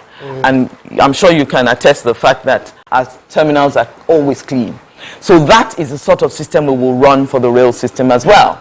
With regard to the hard infrastructure, we will go back and work with the contractor who has implemented it. We will have a system or an agreement in place that will say certain things in certain ways. So we have a maintenance agreement that will say that you must inspect all of my bridges once a year, and that is normal world over. Okay. You must carry out principal inspections on all my bridges. All the hard infrastructure for the stations must also be inspected. The track actually must be inspected on a daily basis. You must walk that track daily to ensure that there are no cracks, there is no missing joint. This is already signed. These are the things that we are working with our contractor as we speak now. Okay. So that way, we know that we in Lamata are also building a train operation arm. So that, and we're training our people already to ensure that we do not constantly rely on foreign people, and we're already Let me take this call from the UK. Olanrewaju, are you there? You're live. Go ahead, please. Yeah, hello. Good morning, ladies. Morning. Yeah. So the question I want to ask. Okay, before I ask the question, I also congratulations to Lagos State about this project. But something they forgot. You know, somebody started this project a couple of, like 30, 40 years ago, but it didn't go through. The governor then jacked on it. Hello? Oh, I really wanted to hear that. Okay, yes, go ahead. Let me come in here. You mentioned in the conversation that you were going to have to work with NRC, that's the Nigerian Railway Corporation, and I'm always worried when we have such federal government to states, because the NRC is a federal government agency, and then you have a state government. So to avoid a case of this is not my control, this is not, I don't have the authority over this thing, what are the scenarios that you have put in place as you forge this relationship to ensure there is no gap? Okay, actually the blue line is probably the easier one because the whole of the infrastructure belongs to the state. So the only thing they will oversee us over are processes. And once a year they will come and audit those processes. So they're not staff? They're not, no. All of the staffing, all of the responsibility is ours, but the regulatory function is what they have. Okay. And before you start, your regulator must come and sort of look at your processes and be sure that they're happy with it. And they will come once a year to audit you. And that's really... I wanted to ask, what is the wait time? Like, I missed my 9:30 train. What is the wait time for the next train? Okay, so that's a good question. And that question is dependent on the number of rolling stock that we have. Right now, we only have 3. The vision for the state is to work with the private sector. So we're seeking a concessionaire as we speak, who will bring in more rolling stock and also augment infrastructure. Government really shouldn't do stuff like that, right? No, we shouldn't. The reason we've gone down this route sometimes is for the private sector to have confidence in the state that we're really committed to this way of transportation. So right now that we have 3, what we're looking at is maybe a 20-minute wait time. And that means, and that we probably would only do that in peak hour. Because transportation is always demand driven. And we've done a number of studies to understand how people travel when they travel and in which directions they're traveling. And we know Lagos is tidal. Everybody's coming to the island in the morning and everybody's going back in the evening. So for now, you would be looking at about a 20-minute wait. Okay, but given also the number of cars on ground right now, how many people do you think we're talking about here? So in a day, based on the number of hours that will be open, we have done a study and we know confidently that we'd be able to move anything from 170,000 every day, just for these 5. Now, I'm not sure if you can answer this question, but I know that the governor is hoping to get elections, to win the next elections. Do you think all the plans for the rail will be completed by the end of maybe 8 years if it gets to come in again? Or is this something that we might be looking for subsequent administrations? Okay, so it all depends on what you're asking me, and I'll scenario for you. So if we're looking at the blue and the red line, so the blue line, for instance, we've done the first phase, and we will start operations imminently. Now, the second phase, we will actually commission that second phase when Mr. President comes. So we expect to start the implementation of that immediately at the beginning of his next administration. And the commitment we have from the contractor who's done this is that we can complete it in 3 years. The issue never is the ability of the state to complete. It's always about funding. And so long as you have the money, you are able to complete in the time that, and that's what we saw happen with the blue, and it's happening with the red as well. Now, how much would the ticket be? I mean, people always wonder, is it going to be expensive, affordable for the average Nigerian? So what should we look at as the cost of each trip? Okay, so the cost of trip is something I cannot commit to now, and I'll tell you why. I can't commit to it because we're actually in the process of understanding. There is a thing you do. Not only do I understand how many passengers I will take, because it's all about cost of operation. There's also the willingness to pay for the passenger. And then there's also what exists as we speak now. So what we're looking at, and we're doing all of those studies, and we've deliberately not done it before because economic situations change. And it's being able to do it at the time that is pertinent to the time when you want to open. So from our perspective, we feel that it will not be that much worse than what we're paying now to save you a minimum of 2 hours one-way journey. If you're going from Mile 2 to Marina today, you will spend at least 2 hours on the road. That train will take you no more than 10 minutes, 15 minutes, maximum 20 minutes, depending on my speed. The most that will happen is if I'm doing a low speed today, and I did that trip yesterday. You started using the train? Well, we do... Tests. You say what we are paying now. I don't know how much a bus fare costs. When you say what we are paying now, you're talking about bus fares or taxis or... No, bus fares. Bus fares. Bus fares, because we're talking about a general public... So this is supposed to replace public transport buses.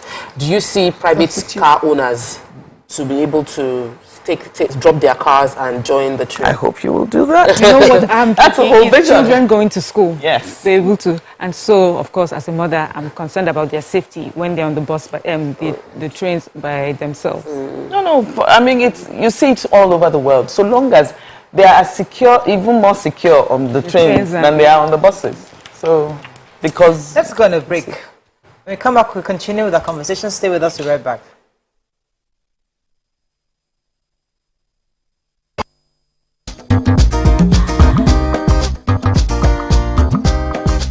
Stay tuned.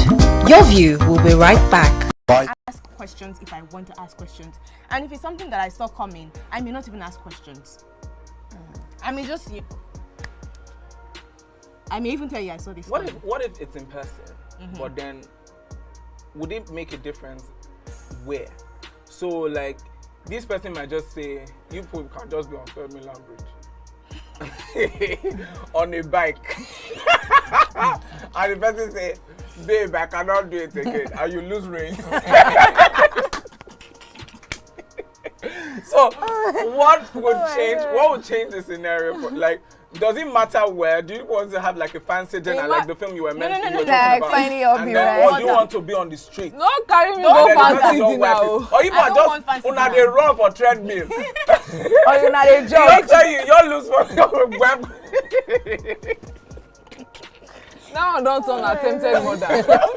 So which would it be? Because I'm like, in person you have the closure that you want and the few injuries. Guys, that's one place. It could be inside the car. You can sit inside the car. Why car? Why not bike? Who will be driving? Why bike? Who will be driving at this point? The car will be stationary. Pray I'm not the one driving. Just pray. Stationary. Because I'll go master. You can't be telling me like I'm going to drive near water. All of us should consider.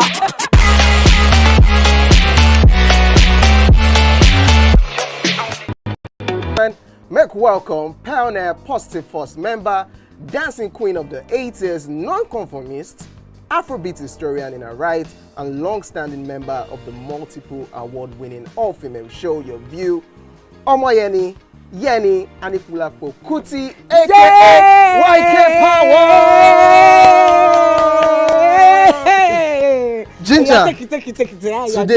Today we'll go here. Hey, I don't read you. Are you sure? I'm not here to answer questions. I'm here to drink. We're in trouble today. Wait till your age.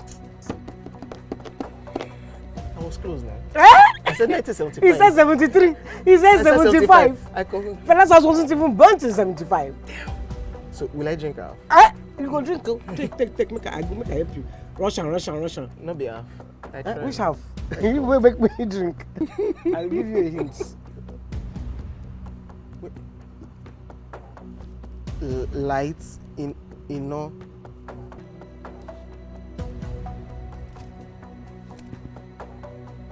Nepa Road. Nepa Road in Abeokuta. First of all, my brain cannot memorize everything. A big black bug. A big black dog. Bug. A big black bug. Oh, sorry. A big. It don't start. Ọmọ fẹlá. Ọmọ Anikulapo Kuti. Wọ́n rò pé kí ni kékeré yìí. It's by Audison. It's not by Audison.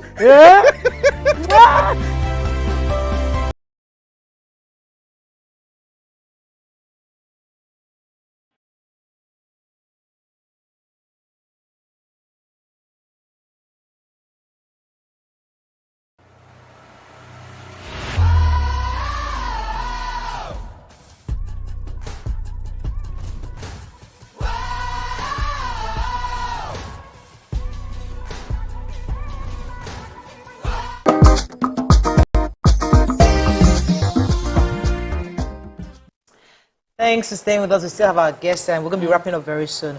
But it's important for me to let me throw in one question from here. Yeah. So I have one more question. You were saying something about the government has started something and then has sort of built the trust to allow for private investment. How much do you think a private individual or private corporations should be looking at if they would like to invest in cars like this? Okay, so it depends on what we're looking at. It's either you're looking at just providing rolling stock, which is what you would do with one that we have already built. And rolling stock can cost anything from $7 million to $15 million, depending on what you're looking at. For a 4-car train, for a 6-car train, for an 8-car train. And it depends on what type. So a diesel engine is cheaper than an electric engine, which is what we have. So those sorts of things are what you're looking at. But beyond that, obviously, there'll be cost of operations and all that. So that's what the private sector organization has to think about. But in terms of implementing a real infrastructure, which we have already done, let's talk about 2 that's just recently been built. There's one that was opened, I think, in Bangladesh, Dhaka, the central city. It was actually opened in December. They inaugurated theirs in December. And that rail system was, it's actually a 20.1 kilometer rail, and it costs $2.1 billion. What that speaks to it is over $100 million per kilometer. When you speak about a metro system that is in the middle of a city, especially when you're talking about elevated rail, it is circa anything from $70 million to $100 million per kilometer. You get this in the Asian countries and Africa where we are developing. That is what you will get. And please let us understand there's a difference between an intercity rail and a metro system. A metro system world over, that is the price it costs. Actually, in other Western countries, it costs more. But the sort of balance is between 70 and $100 million per kilometer. An intercity rail will be cheaper? It will be cheaper because you're running a long rail. So if you talk about the one that has been touted, Ethiopia built something for 700 for 5. Now that is a 759 kilometer rail. That only, I think, is about 10% of it, or 20, or less than that, that is elevated. It is also only about 120 kilometers of that is double track. It is also 3% of it that has some level of elevation, and it is not completely segregated from traffic. So you are allowed to have, well, maybe not as I go slow, but you have intersections, and you have to stop. So there's a lot of difference. So imagine that 759 kilometers of rail has 20 stations. So you think about the track that you have to do before you get to one station. We are only 20, we say we're 27 in total, we have 11 stations. So this one that I'm talking about in Bangladesh has 13 stations. And that's, those are, and then you also must think about the terrain.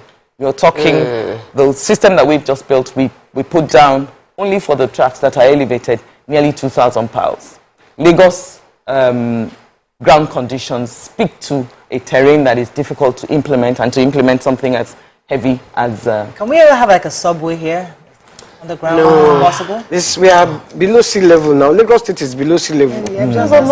So it's not impossible, it just would be very expensive. Yeah. The rule of thumb in railway is that the minute you start to elevate, whatever the base cost is, multiplied by 2.5. And the base cost for metro all over the world, they will say to you, research it, is about $30 million per kilometer. If everything is at grade and you are not paying compensation, you are not in difficult terrain. So if the minute you elevate, that's at least 2.5 times that. And if you go the minute you go under, is 3.5 times that minimum. Personally, I don't want to go under anywhere. Not in Nigeria. So much for educational, because many of us travel and say, why can't we have it in Nigeria? Yes. Are there air conditioned rails? Oh yes, our trains are air conditioned. That's winding down. We pray. No, we're not winding down. Let's serve refreshments, you know. Well, we don't understand we're a metro. It's a we're not a city. I just wanted you to convince Nigerians that they're safe, because she just said, Miriam just said, hey, we're underground in Nigeria. No. If never take lights. When you are underground. So we never take lights. Cannot take lights. Convince us that this is 100% safe. Convince us, so take it. This is as safe as it is anywhere in the world. Okay. Because as far as we're concerned, everything we need to do, we put in place. You know, you spoke to the power, and we are running an electric system. And what we've done, we have 3 methods in which we ensure that that power will not fail. We have IPP, we have the regular power, and then we have a drip system, a UPS system that connects both. So when my main lines go down, the UPS system picks up until my IPP comes up. So you, the passenger that you're on the train, you will not know that there has been a transition, that NEPA has struck. Let me quickly take you to water. Water is one of the most, for me in Nigeria, it shouldn't be as dangerous as it is, but waterways has become a very dangerous means of transportation, because the average Nigerian probably doesn't know how to swim, and we don't have a rescue system. I've heard a bit about what Lagos State is doing to intervene. I've heard about this stuff that can come and meet you and rescue you automatically. But can you give us a bit more information about how safe the waterways are now? Okay, so I think in the past 3 years, there's been a lot of work done on the safety of passengers on the waterways. So the basic awareness, wear your life jacket, just don't travel at a certain time. So travel must end at a certain time. When all of those things are adhered to, we have recorded a lot of safe times on our waterways. And like you were just referring to, and I think the governor spoke about it when he was here, they have just opened a control center that speaks to, it just surveys the whole of the waterways, and if they see that somebody is in trouble, they can deploy a gadget to go and pick them up. So the rescue, the search and rescue also is big now. There's a lot of it going on. So from the safety aspect of the waterways, there's a lot that's been done, and the state has recorded excellent, what would I say, the history of, at least in the past 3 years, there's been excellent history of safety on the waterways. I have a request, and this request is because I'm a Lagosian, and I live in Lagos, and one of the cultures of being a Lagosian is that when you are driving, you can buy plantain chips. Now, I know you might not want to do that for the train, but if we have authorized people where you wear a uniform and you're the one that can say, chewing gum here, plantation from the here. train station now. We have the train station.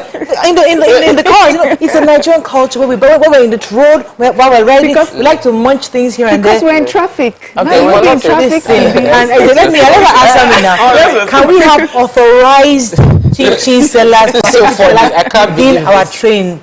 So really and truly, all these are our habits. It is not everything we must carry with us. There are some things that we should just be willing to Don't mind. Let's celebrate what she's asking. Let the man take the answer. For a 20-minute journey, you want to eat plantain chips. No, she can't. But at the station. So when you know that you want plantain chips, you know you have that craving. We will have the whole of our stations will have vending machines. Yes, vending machines, commercial outlets. You can buy a cup of coffee.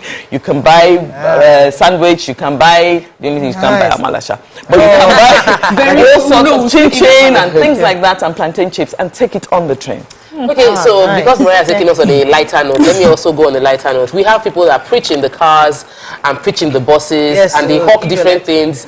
Would this be disallowed in the trains, or can people still go there and say... It's freedom of expression. Okay, so this freedom of expression. I don't pay for their transport. Abi, thank you. I was just about to say, the person has come on the train. When he gets on the train and he chooses to have a conversation with fellow... when his conversation becomes a nuisance, though, to other travelers, he would be dealt with. We would tell him very nicely that he's disturbing other people. You know, in other climes, they will tell you, don't leave your music loud because I may want to think I'm going to work, for crying out loud. I don't really want to put up those signs so that say no smoking, no preaching, no hawking, no what else. Now, since the metro, we do have places to hold our hands to stand on because you need to come. So we have. No, we invite don't worry. We will invite you. Your view alone, no, you're the one that your view. No problem.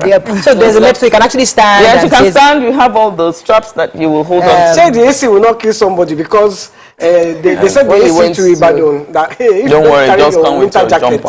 Come with jumper. Come with jumper. Then for the people with special needs, disabilities, are there segments where disabilities people stay? We have that in the train too. On the trains, we have dedicated spaces for them. We have level boarding, which means you can roll your wheelchair onto the train platform. So let's take a few comments on social media before we wrap up. I think Andrew Strauss says, from Magodo to Lekki Station, how much will it be? He wants to invest. All right. Does he want to build? We're going to wrap up soon. I'd like to talk about Lamata because, you know, many of us, we hear of Lamata, but we just think of transport. We don't really know the vision, what your plan, the bigger picture, as YK said earlier. We want Lamata. What are your plans for Lamata? What do you see Lamata? Where do you see Lamata in the future? So maybe we should talk about the vision of Lamata. So Lamata, the whole vision of Lamata is to provide sustainable, integrated transport system for the people of Lagos, so that you and I, who are going to be partakers in this, will be satisfied, and to also drive the economy of Lagos. When transportation is right, economy will grow. That's the vision. And all of that is mainly what we look at is public transportation. So Lamata has a responsibility, first of all, to plan. We sit in that place where we plan the public transportation for the whole of Lagos. So when we talk about water, even though we don't implement, Lagos State's vision is that all of the planning takes place in one place so that it is nice, integrated, and everybody is not going off to do their own thing. So that's what Lamata does. We plan, we implement, and we regulate. So the vision would be that as we have buses, we have rail systems, we would not operate. We would have people who would operate, and we would sit in that place as a regulator, which is what we're doing now for the buses. We would do the same for the rail system. There's a question here from Solomon, Relaxing Music. He says, my next question is, have they also thought of staffing, training for drivers and trainers and the trainers? Train is not something that you go and hire through no man. Good question. And it's a fantastic question. Funny enough, we had a meeting yesterday with the vocational, the executive secretary of Lagos State Vocational Training Services. But we're also partnering with Istanbul Metro, they have already sent us a number of trainers. also CCCC, who implemented, they brought us trainers. So what we expect to do is that when we've started actually to collect CVs, we've asked people to bring their CVs. We will train all of those who would work with us. And honestly, I like the question about it's not man, no man. In the conversation we had yesterday concerning training, you cannot, the first thing is, real operations is about discipline. And all these bad habits that we have, we cannot bring it onto the operations of railway. So those soft skills must be taught, and then the hard skills for running the rail system. So we're in the process of doing that as we speak. So I have a comment here. Some of our fans also want to be part of the trip. So they said whenever you invite your view, please invite fans of your view fans. We'll take a few of our fans. Okay. So let the invite be official, and we'll invite our viewers also to join us on every day. So we'll be happy to be on the trip. Okay, so please, there's something that we said a bit during the break, that we have a lot of women, and I've said it several times, that this administration has a lot of women in power, and it's interesting to interview them and get your professional perspective, but you have a family life, and many people just see you and think of the work, Lamata, as the only thing. But what is life outside of Lamata? So I'm a married woman. I have 3 children, 3 adult children. So my youngest is 22. He keeps telling me, don't call me baby. So I have 2 daughters and a son. My first daughter is married, and my other 2, they're working. Right. So it's been an interesting journey. I've always been, I graduated as a civil engineer, so I'm chartered, and I worked in the UK for 20 odd years. I got my chartership in the UK, and I am also a chartered engineer here. I've always worked in transport infrastructure delivery. That's been my passion for a long time, and I did that in London on the London Underground. I delivered a number of the infrastructure for the London Underground square peg in the square hole. Did they headhunt you, or did you come back? Interestingly, I came back when they started this blue line about 12 years ago. And I worked with Governor Fashola at the time as a consultant to them. So when Governor Sanwo-Olu came, I did that work up until the first year or so of Ambode's reign. So I was the consultant who was overseeing the implementation of this blue line. So when you say blue line rail, for me, it's something that I'm passionate about. I've been with it forever, and I intend to see it right through. So I'm really excited about the implementation.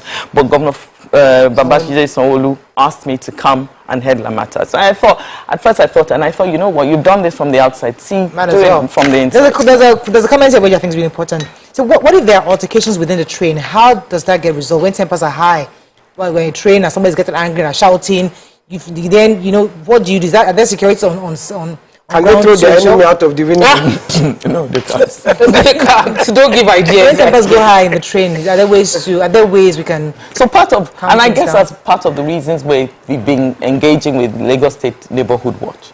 I find them to be, when you say native sense, they're good at that. So they'll be able to walk up to the person and say, there's really no need for this, until we get to the next station. And understand we're on a journey that is not too long. This is not like going from Lagos to Ibadan, where you can be sitting there for 1 hour with somebody, and the wahala will just be escalating. But if someone is... if the next station is probably 3 minutes away. Okay. So you begin to... And the minute there's a problem, we can see it in our control room, and that person can be... Oh, so if you're necking your boyfriend in the oh, yes. you can see. Just be very... Wow. Don't try yourself. So those of you that are calling boyfriend, to the train and thinking somebody is washing. Oh my goodness, that is invasion of privacy. Look at no, security. It's public space. So that there's no privacy. You are the one that is invading the public space. Yes, now if you are going to kiss in public. We want to see everything that's happening on the train, because I would like for my children to be able to use it without me following them. Okay, we have to wrap up. Thank you so much, madam. It was a pleasure having you. Thank you very much. Show any final 5-second word to our viewers about the train? Just final words again. So the only thing I really want to say is us to understand that these trains are electrified, or the tracks are electrified. Please, please, please don't cross it. We've been talking about it, and we continue to talk about it. Don't cross it. Use the overhead bridges that we have provided. Wow. It will shock you. Yes, it will. Oh my Lord. Under no circumstance should you cross the tracks, please. And also, I want to speak about owning infrastructure. Let us not, under any circumstance, begin to vandalize it. Yeah. If state spends money that is supposed to do once, if they spend it 3 times, then all of us are the But ones if it's paying. electrified, you can't vandalize them. But they, you know what they do? They're vandalizing.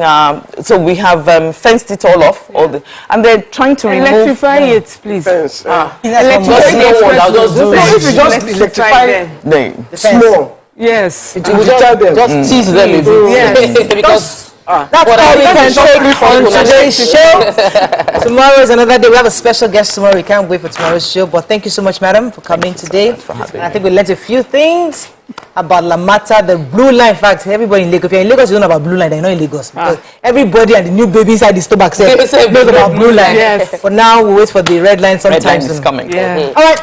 Have a great day. We'll see you tomorrow. Bye for now. Thank you.